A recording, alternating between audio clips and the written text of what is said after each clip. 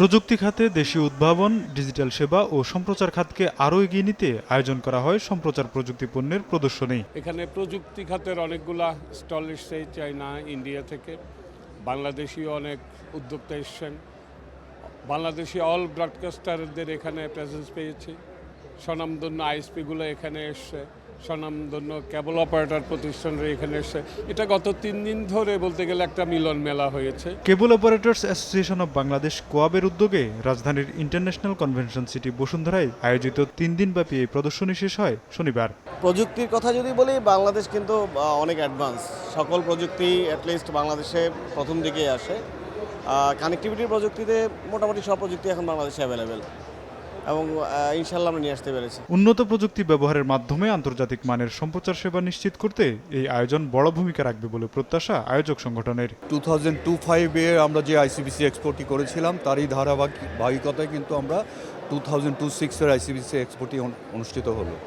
সমাপনী দিনে আমাদের যে অবজারভেশন সেটা হচ্ছে যে আমরা একটি প্রতিষ্ঠিত সরকারকে পেয়েছি। হ্যাঁ, সরকারের কাছে আমাদের যে দাবি দাওয়াগুলো ছিল সেগুলোকে তুলে ধরতে সক্ষম হয়েছি এবং আজকে আমাদের আইসিটি মিনিস্টার এসেছেন, তাকে আমরা আমাদের যে ব্যবসায়িক অন্তরায় সেই পাইরেসি নিয়ে আমরা কথা বলেছি এবং পাইরেসি বন্ধের ব্যাপারে উনি আমাদের আশ্বস্ত করেছেন। মূলধারার গণমাধ্যমের কন্টেন্ট পাইরেসি বন্ধ করে সম্প্রচার খাতকে সুরক্ষা দিতে সরকারের কাছে দাবি জানান কোয়াব সভাপতি। আমাদের এই মেলার আয়োজনের মূল উদ্দেশ্যই হলো নতুন প্রযুক্তির সাথে আমাদের যারা উদ্যোক্তা আছেন তাদেরকে পরিচিত করিয়ে দেওয়া। একটি সার্ভিসের মাধ্যমে, একজন ভেন্ডরের মাধ্যমে একজন গ্রাহক যেন একই সাথে কেবল টিভি, ইন্টারনেট এবং অন্যান্য যে সেবাগুলো আছে সেগুলো কিভাবে পেতে পারে, আধুনিক প্রযুক্তির সাথে নিজেদেরকে কিভাবে খাপ খাইয়ে নেবে এবং সেই প্রযুক্তি গ্রহণ করে গ্রাহকদেরকে কিভাবে উন্নত সেবা প্রদান করবে, সেই লক্ষ্যকে সামনে রেখেই আমাদের মূলত এই আয়োজন।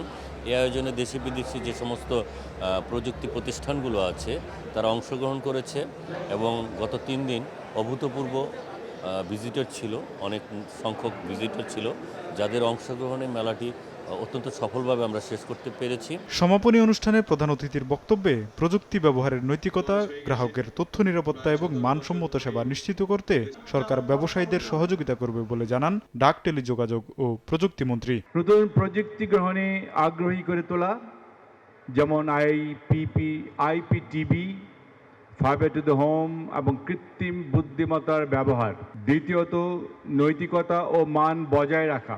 এক্ষেত্রে গ্রাহকের তথ্যের নিরাপত্তা, কন্টেন্টের বৈচিত্র্যতা ও মান বজায় রাখা জরুরি।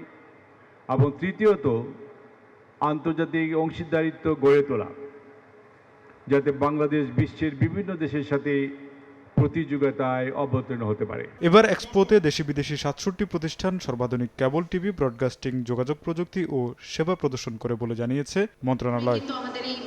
তোফাজ্জল হোসাইন, সময় সংবাদ, ঢাকা।